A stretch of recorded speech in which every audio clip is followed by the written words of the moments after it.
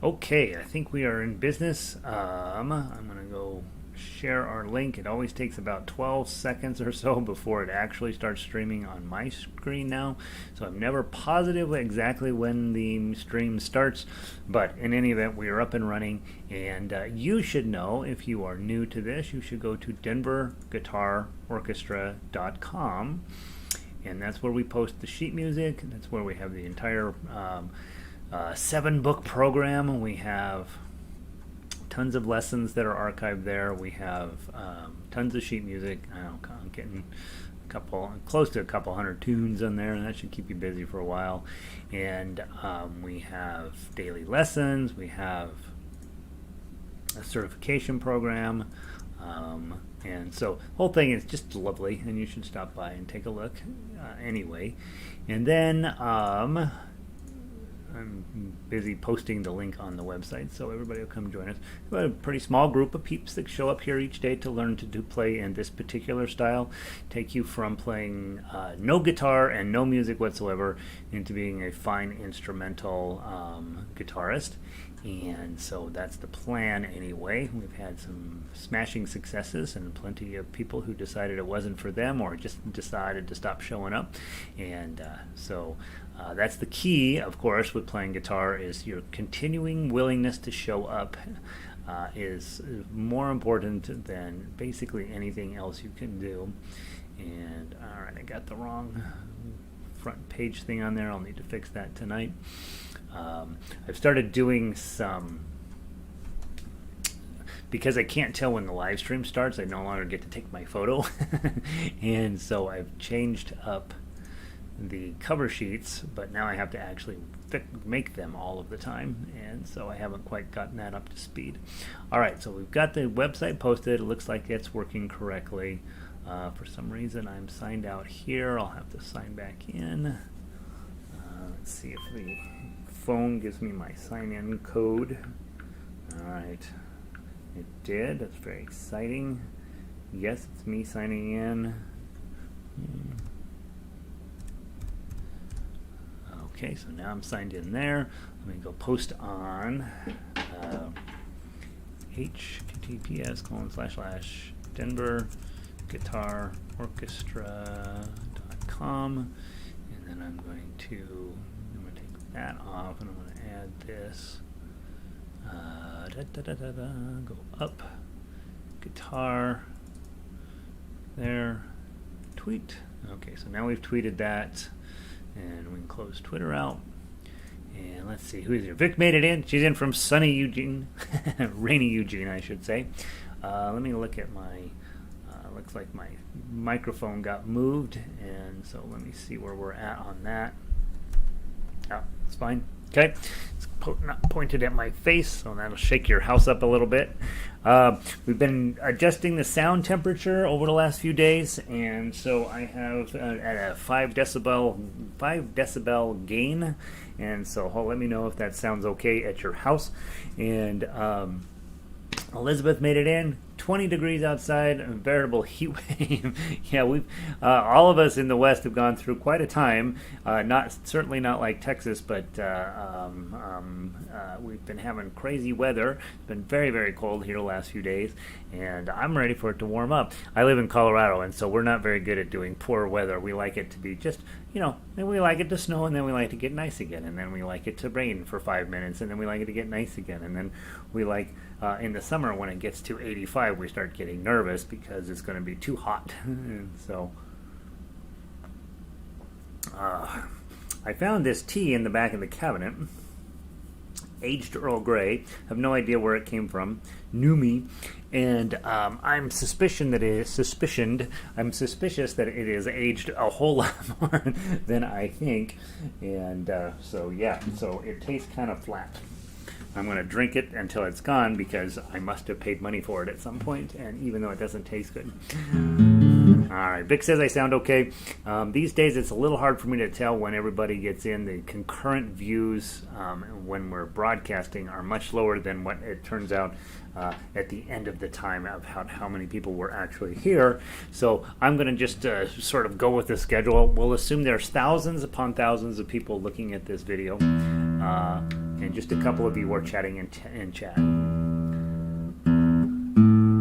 Gave lesson number 2 to my Lakewood Zoom class last night. So I'm very stoked about the whole Frère Jacques and Farmer in the Dell program. It's just such a cool way to get people playing fingerstyle. And hopefully you guys are enjoying it too, right? Well, you wouldn't be here if you weren't.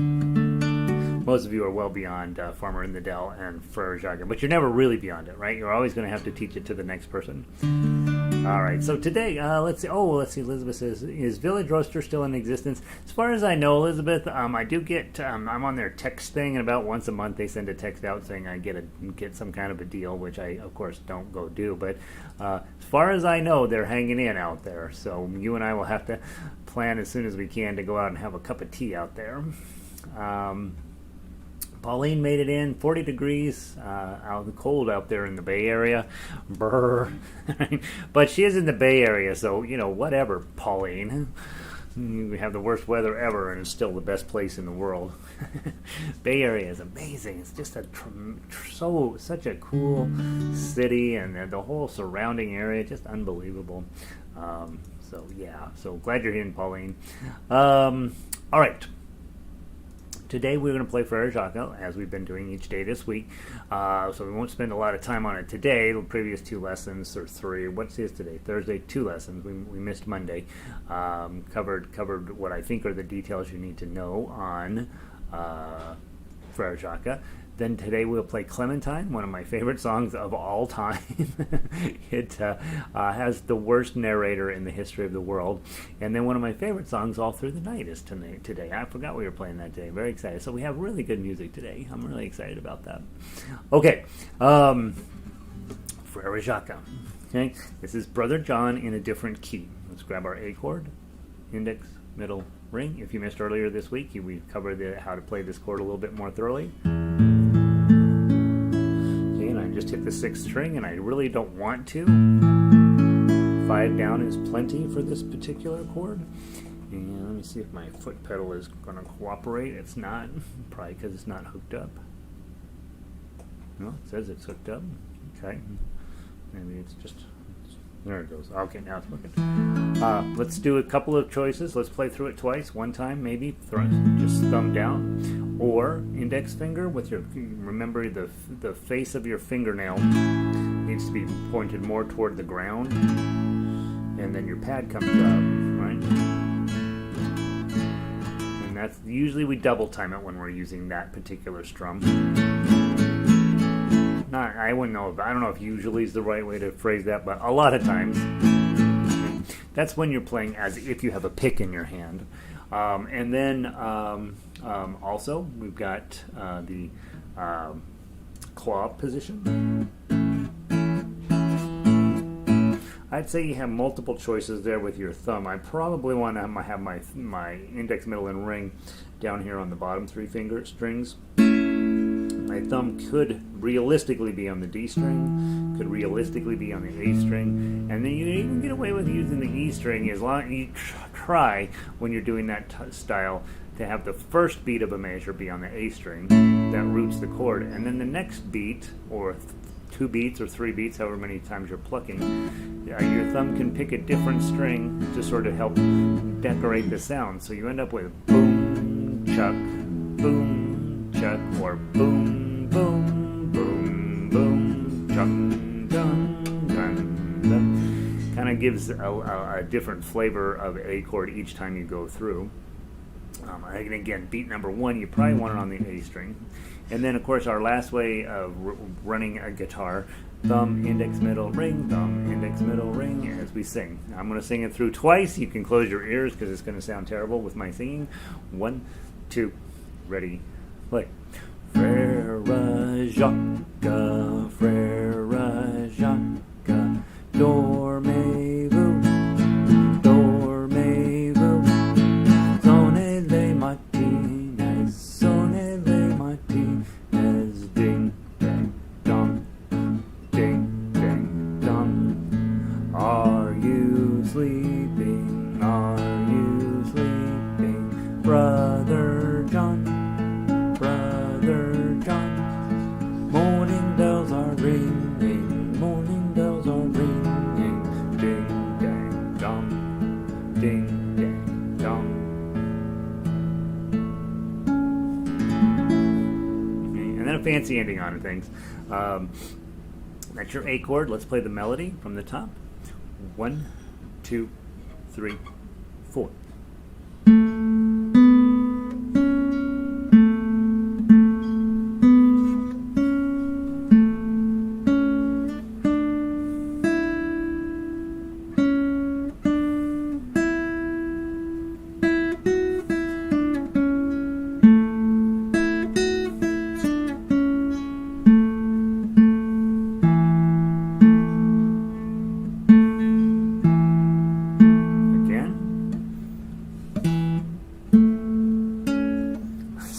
From the top, go. So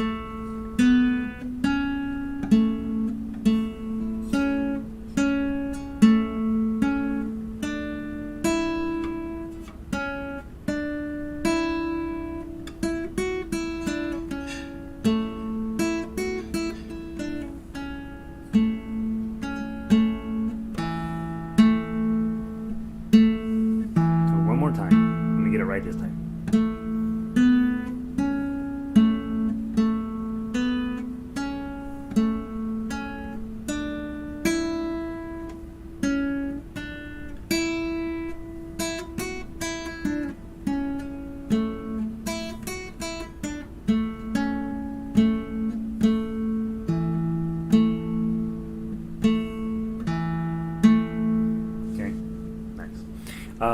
I'm trying a different thing. Still working on getting my IM's eyes, PIMA, getting those guys to start to behave a little bit better.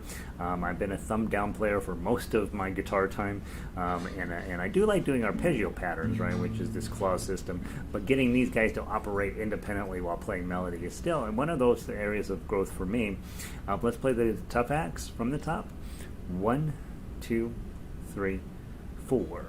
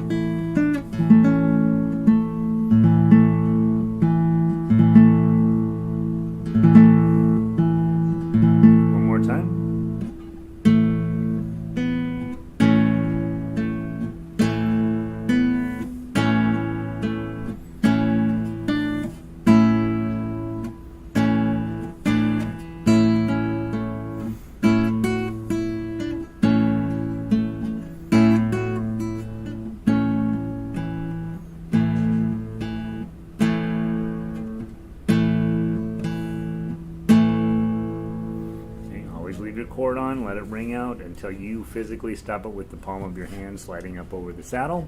And there's Frère Jacques. Let's move on to Clementine. Dink. And guitar, book 2.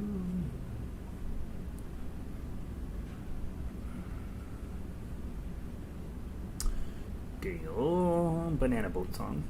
All right, Clementine. 3/4 time. That means, generally speaking, your first chord is the important one, or your first beat, I should say, is the first person.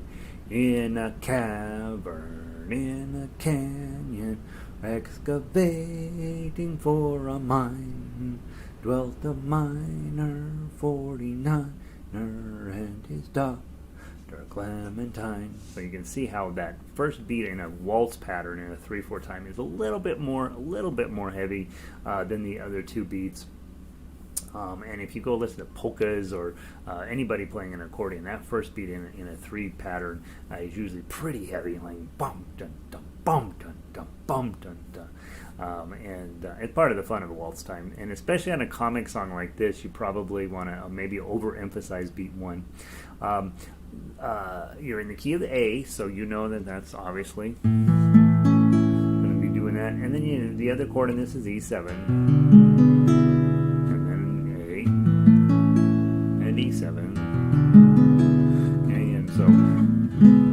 working, this is one of those chord pairings that you're going to see probably every day you play guitar, right? So a really great one to just get comfy with. Then, let's see, the melody itself, I don't think it ever rises above the 3. In fact, it looks like it's all 2s and 3s. Oh, there is a 1. There is 1 1 in there as an arpeggio toward the end of that line. So what you're talking about here is if you are going to play it just simply as a positional piece, index finger in 1, middle finger in 2, ring fingers in 3, and that's all you're going to play. And so let's give it a try. Let's just run through let's play the melody first, and then we can talk about the lyrics, because the lyrics are a blast. So let's go from just the melody line. It's a 2-beat count in with a 1-beat pickup, but that 1 beat is divided into a dotted 8th note followed by a 16th note. That means it's a little bit longer than super short, and so it's in a cavern, and so you want to reflect that in your plucking as well. So we'll count in 2, and then we're going to go 1, 2.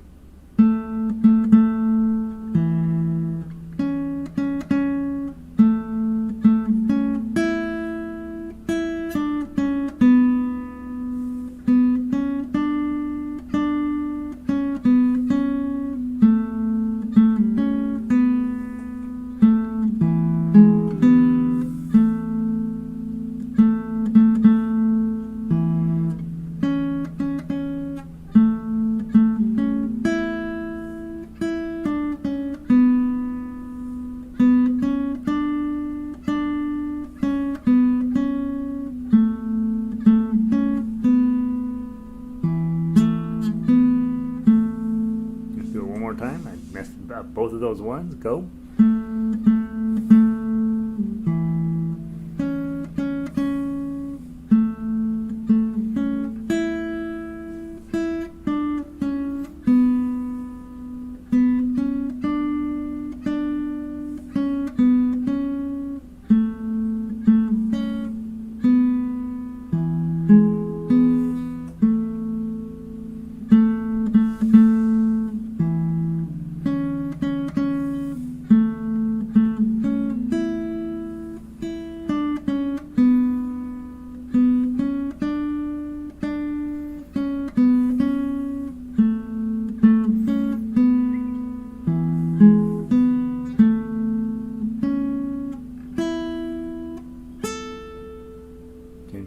On that melody line in the last measure, measure 18, I did put the wiggly right over the top of it, right? And that's the sign for vibrato.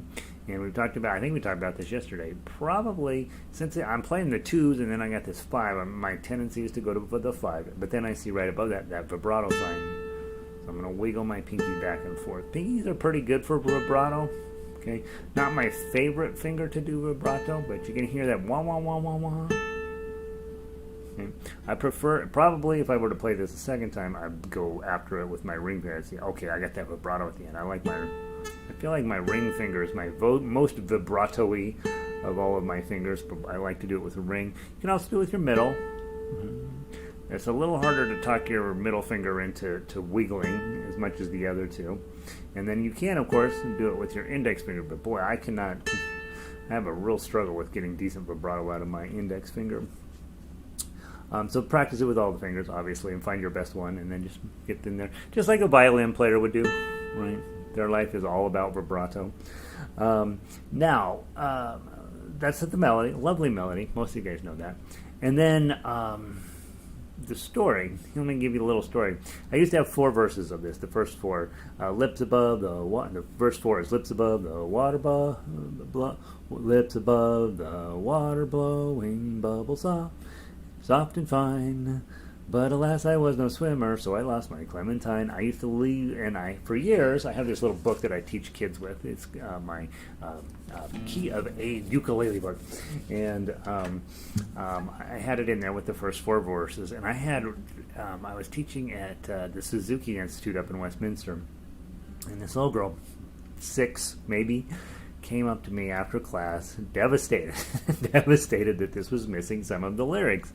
So I went back in, and I went into the internet, and I stumbled around until I found the complete song. Well, the problem with Clementine is this gets worse and worse and worse as the guy goes along. We assume it's a male narrator, but it could. The narrator, male or female, doesn't matter. It gets worse and worse and worse, and so I was thinking about this poor little girl who's all sad that I didn't include all the verses, and then I'm like, honey, I was doing you a favor by not giving you all these other verses.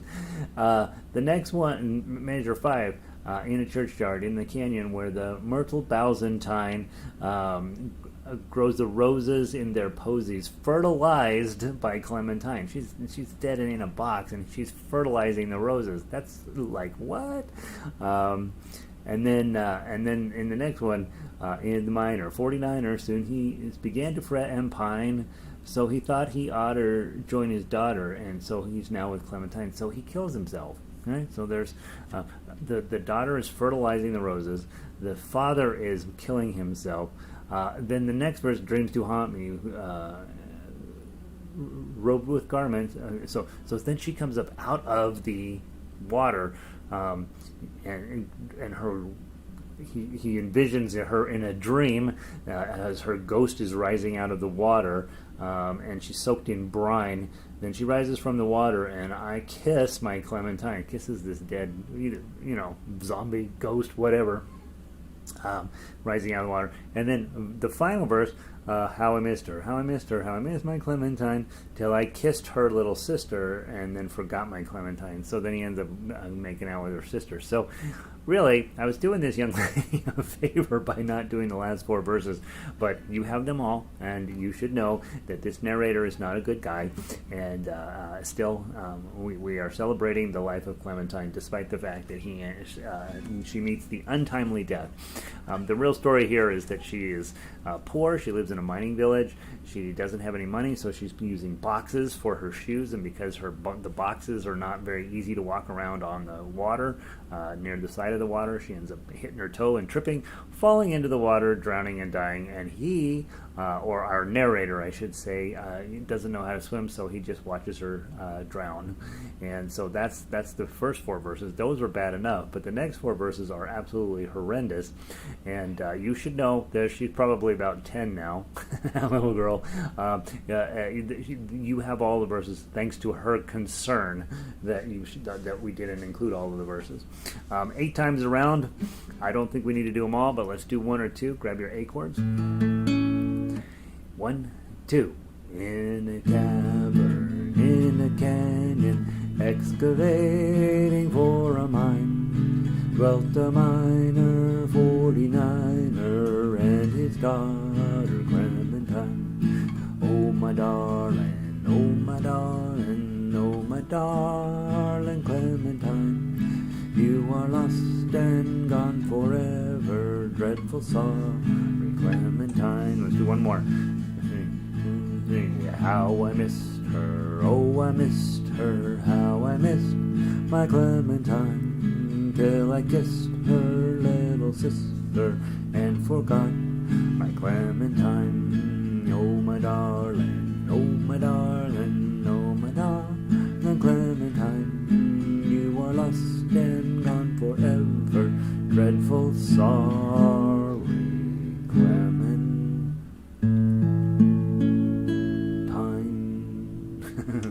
All right, well, it's an absolutely hilarious piece of music. Now, let's go grab the tough axe, see what we got. As always, start with your A chord.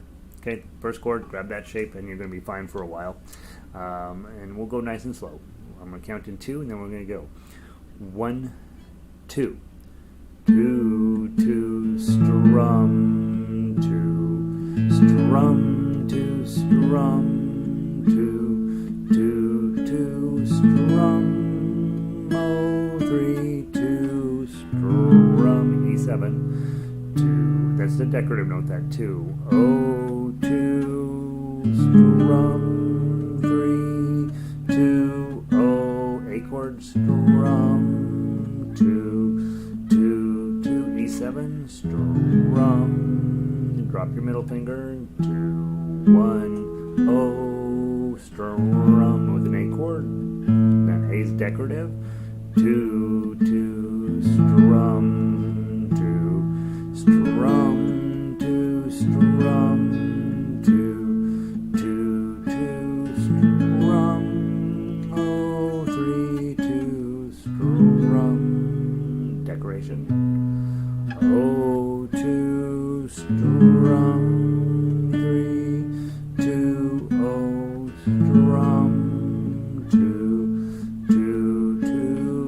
7 strum. Drop your middle finger into 1 O strum decoration. One last time.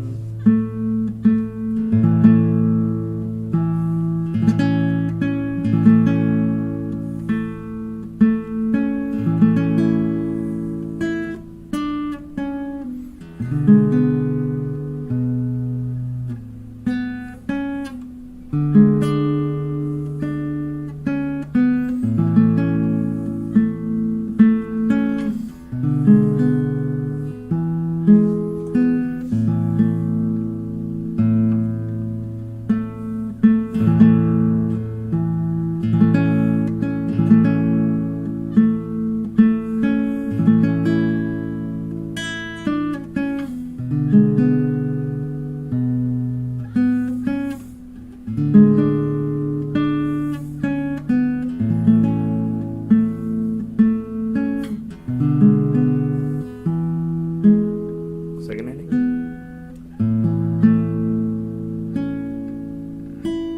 Bar chord with your pinky. Isn't that lovely? If you play it slow like a ballad, it actually matches the message in the song itself. So playing that one slow is actually probably more true to the words, assuming that the guy is serious, that is telling you the story. On the other hand, it's a super fun song to play really fast. Okay, there's Clementine, one of my favorites in Book 2. And now finally, one of my other favorites, Book 3. Let's go do All Through the Night.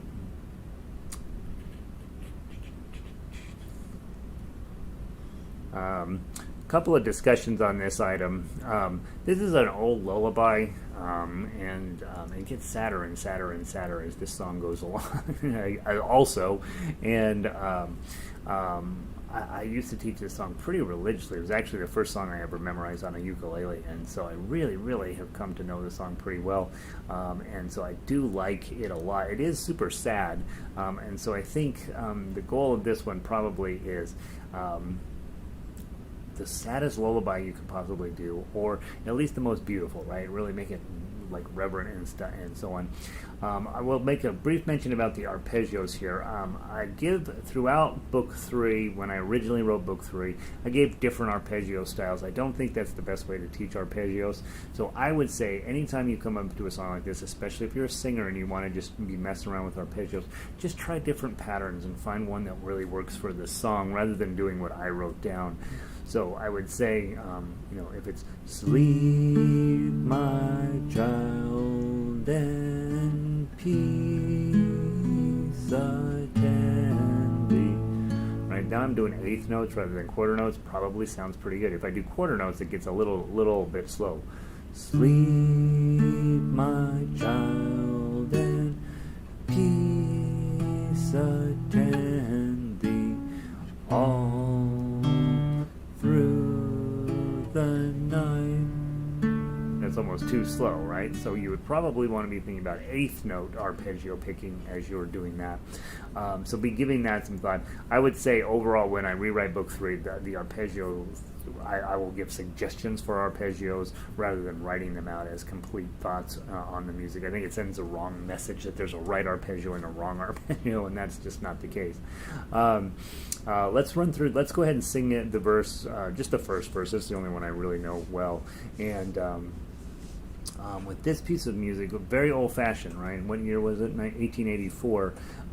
You'll see it's 3 times through exactly the same. So a lot of old church hymns have that same exact pattern where it's 12 verses. Every single syllable is exactly right, and everything rhymes and all this stuff. And so it's a lot like one of those that you might find in an old hymnal. And I think to make it really stand out, to make it something that's beautiful, you want to bring as much modern sensibility to it. So let's give it a try. I'm going to do an arpeggio pattern and sing. Do whatever right-hand thing makes you happy. I keep jumping forward trying to read my music. Here we go. From the top. 1, 2, 3, 4.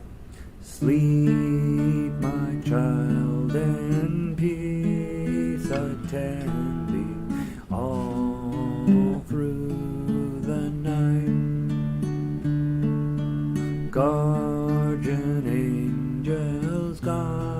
will send thee all through the night. Soft the drowsy hours are creeping, hill and dale in slumbers. Whoops, sleeping. We'll go back and talk about that in just a second. Go. In my loving visions creeping all through the night. Okay, so I always, every time I teach this, I always end up getting caught at measure 11. So let's talk about the smart way to handle measure 11. You got G chord, hill and vale. And now, if you're singing, you've got to go grab in. I would ignore it altogether. I wouldn't even do that D chord there as a singer, which every time I get there, I'm like, oh, I'm supposed to do a D chord. Oh, it's too late. I got to get to G chord. Then I'm stuck on D chord. I would ignore that altogether. In fact, I'm just going to put a question mark next to it, whether it even needs to be there.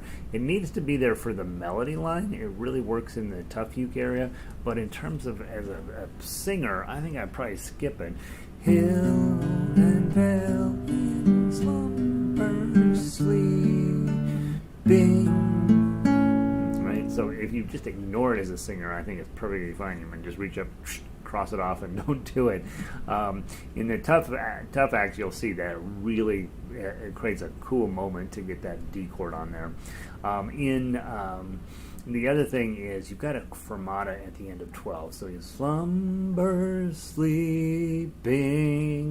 The software I use has taught me that the fermata actually starts happening before you get to the actual note. So you're going to be like slumber. You don't play it as slumber sleeping. You play it as slumber sleeping. Right? So the fermata is actually starting to have an effect to slow down the note before the fermata. Obviously, when you get to the fermata at the end of 12, you want to hold that note extra long. But the note prior to that also is probably in that process of slowing down. And I think especially on this song where you're getting in there, slumber sleeping, like you're sort of landing the plane kind of thing, I think is an important thought process there. Also note, measures 1 through 4 are the same as measures 5 through 8 and are the same as measures 13 through 16. So you only have to learn 4 measures and you have 3/4 of the song done. All right, let's play the melody. 2s and 3s. 2s and 3s until you get to the hard part and you can tell exactly where the song went out of my vocal range. I'm like, well, I don't know. And get it close. But when you get to so it's 2s and 3s throughout, so I'd just be playing it with middle and ring probably. And then when you get to measure 9, now that's going to go start shooting way up the fretboard, right? It goes all the way up to 7. So as you get there, you're thinking, all right, I got that measure 9, I've got 3, 2, 3, and then I have a 5. Now a lot of times I will reach my pinky up to hit the 5, but not in this case because I know I have a 7 coming. So I'm going to hit that 3, 2, 3, change out my index finger up at 5, ring, and then slide right back down. And you can either go back to your middle and the index or your ring and middle. Either of those is going to be a good choice. But when you see a 7, you almost for sure, always want to just slide up into 5th position, and then you've got index and ring, and both of those are very reliable fingers. Occasionally, when you're in the key of G, you'll also see 8s, and that's why sliding to 5 makes a lot of sense, is then you're ready if any 8s show up. But I would say sometimes I'll go to 4 and then use middle and pinky, but not nearly as often. I think that's usually when I'm in the key of A. I will have a tendency to do that. When I'm in the key of G, it just makes sense. Index and ring. And that way you go up, grab those 3 notes, and then slide right back down into 1st position.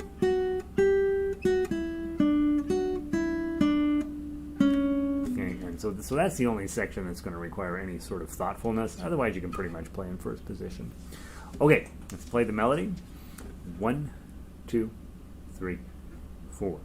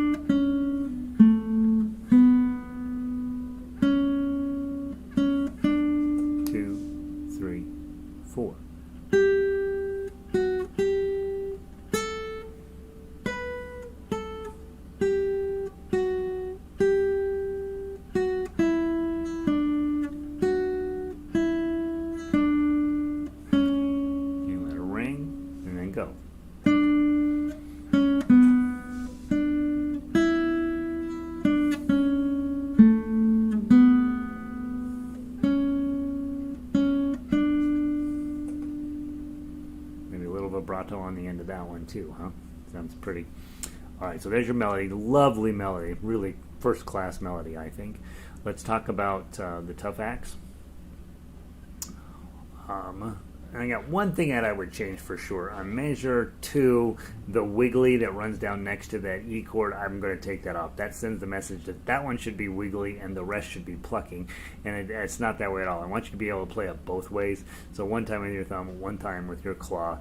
And so that for sure is going to go away. The glissando next to the second chord. I don't even know why I put it on there. I didn't put it on anything else. I must have thought, oh, this has to be a glissando here.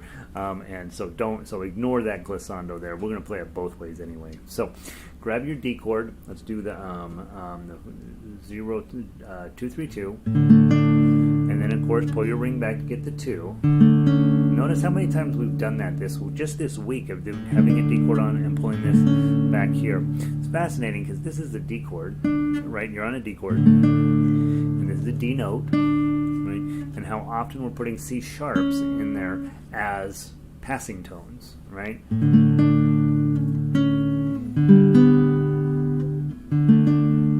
Okay, and then measure 2, put your E chord on. I guess that's what I'm looking for, is that big, huge, beautiful E chord. Sounds beautiful. Use your pinky to get to the melody note. And then you grab your A chord, hit the 2. G chord, leave the bottom open. Back to A chord, hit the 2 again, and then a nice G chord here, or D chord. And then I left the last 2 beats to sort of roll through. You know, don't get it too fancy there. You could go. You could add in any notes in there if you wanted to. It doesn't feel like that kind of song to me. Measure 5. Let's do the measure 5 is identical. 5 through 8 is identical. So let's play that. Go.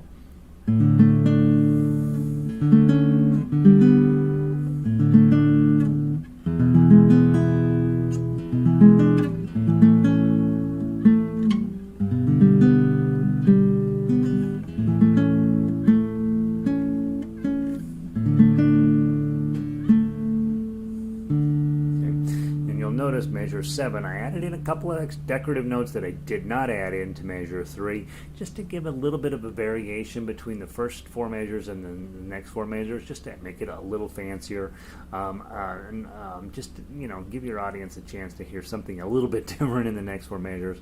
Also notice at measure 4, I had the decorative notes go up, and at measure 8, I had them go down. There's no musical rule to do that, but just trying to create a tiny bit of a variation between the two sections. Okay, then let's go on to measure 9. Now this is actually super fun if you can get it right. With this one, all you have to do is memorize. You just have to pay attention to where the melody notes are, and everything is a 0 above it. So if this is on ukulele, you're just pounding your way through this. On guitar, we have to be a little more sensitive because you don't want to hit these upper 2 strings. Okay, so from here, let's play that. Go.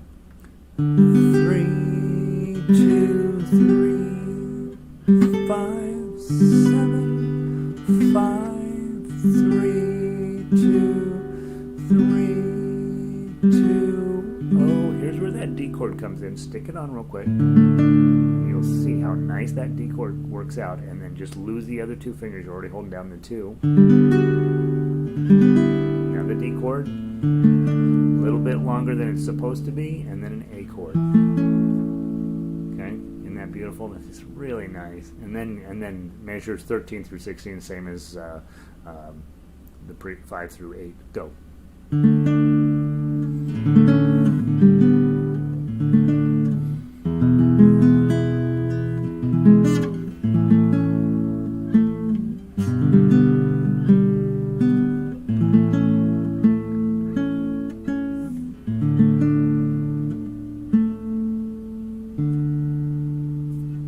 At the very end, after you do all 3 verses, just put a little bit of a little soft D chord on at the end.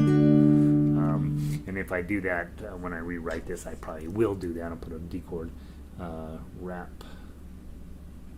with D chord. So when we rewrite this, we'll put a little D chord on the end there. All right, let's play it.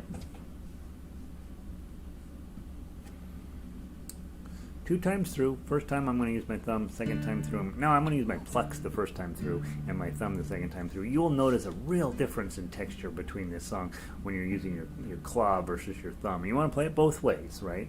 And so let's see how we do. 1, 2. That's a balk. I shouldn't do that. I wanted to mention, it's not unimportant. We never ever talk about standard notation because we don't really need to. But on this song, I think it's a perfect example of what you'll see in a lot of music. You see, the first note's a dotted quarter note, so we know we hold that a little extra long because of the dot. And then the next note's an eighth note. Well, what that does, and you see it all in music all of the time when people are putting it together, is you'll have this little bit longer note, and we need to follow it up with a little short note so that it equals the correct number of beats. Sleep, my child, and peace attend thee. Is that a nice? It's just a really nice way to create a little bit of variation in a melody. Is one note's a little longer, so the note after that we shorten it up, and you'll see that a lot in music. It's really, really pleasant when it works out. Modern music, not so much, but on the old-fashioned music, you see that everywhere. It's really, really like, boy, that actually works. Okay, from the top, 1, 2, 3, 4.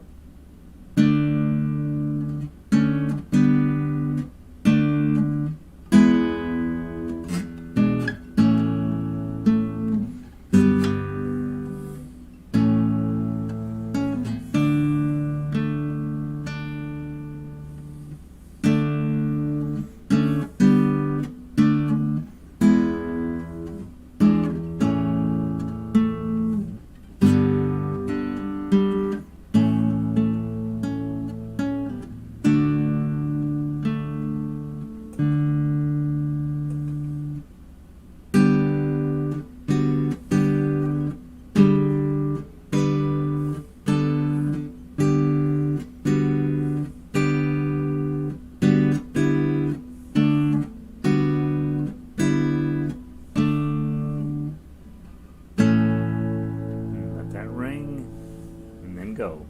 Let's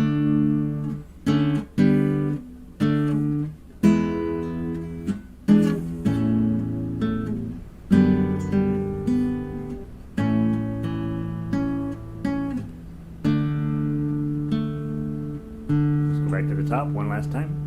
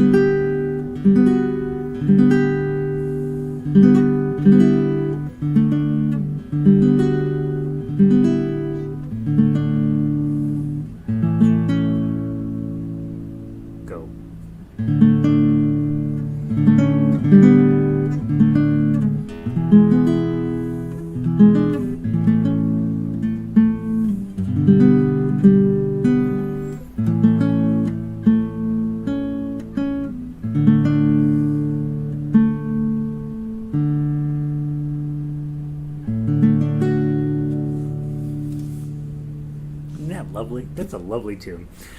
Lots of cool stuff on there, and it sort of brings. I put this piece of music in book 1 as a stretch piece to let people who are doing well in book 1 to know where they're headed.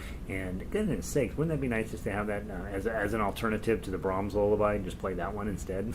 Really, really nice song. All right, guys, that's what I know tonight. Remember, tonight we normally have orchestra, but we're not doing it tonight because I have a condo association board meeting. So. I will be getting you out. I've got one M64 going, and I can't remember the other one that I have going to get you guys for more Beatles music. And then Next week I'm going to add in a level 3.5, which will be stuff that's helping me get ready for my audition, and so I'll be adding that into our list. I'll tab it out for you guys so that those of you guys who are not interested in the non-tab music, which is fine, I'll tab these out so that we have those as well, and. So hopefully all of that's coming together for you. So good to see you all. Let's see. Nancy, you're welcome. It is a beautiful song, isn't it? I love it. Pele, Pele was here today. Excellent. Good to see you, Pele. Those are beautiful. Glad you were here. Pauline, you're welcome. Vic, that's a good song. That's a good song, right? Sound like me. That's a good song. Yeah, we have a lot of good music, guys. Some of the music we have is wonky, but really, when you get into book 3, every single song in book 3 I adore, and so we're not going to see too many turkeys in there, and so yeah. Hope you guys have one. Oh, Michelle, I don't know if let me put that on. That's a good idea. I've never worked on Michelle. Let me add that to there. I got a big list of tunes that you guys told me Beatles wise, and I have all these sticky notes everywhere right now. So Michelle for Beatles. Let me take a look. I don't know if I know I haven't started Michelle, but that's a great idea, Vic. So thanks. Thanks. We love this one. This is really nice. And the nice part about this, the slower you play it, it gives your guitar a chance to just really open up and be what your guitar can do. And so, and not hard to play at level 3, right? At level 3, you're like, yeah, I got this thing, no problem.